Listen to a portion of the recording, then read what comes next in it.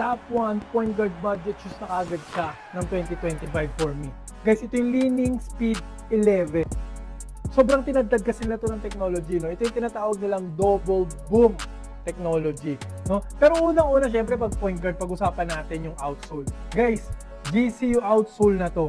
Kung titingnan nyo na maayos, hindi siya rubber, no? Ito yung ginamit sa WOW ng mga sapatos. Yung mga mamahaling sapatos ngayon sa All City, no, ganyang technology na. Hindi na rubber outsole kasi mas makapit ito, though hindi siya masyadong squeaky, sobrang stop on a dime to, guys, no.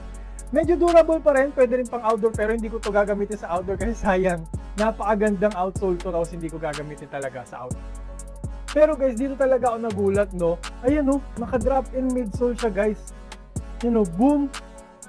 Medyo manipis lang kasi kalahati nito, guys, hindi talaga boom cushion. So kalahati boom cushion, kalahati light foam, no?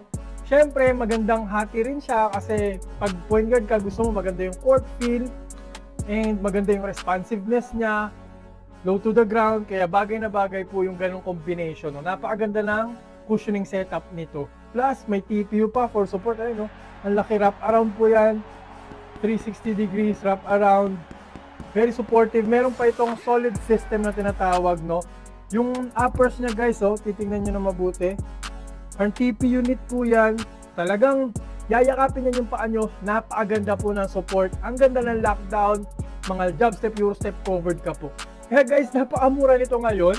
Tapos ganung technology, nakita nyo ba yung All City kung magkano? Yung WOW, nakita nyo kung magkano?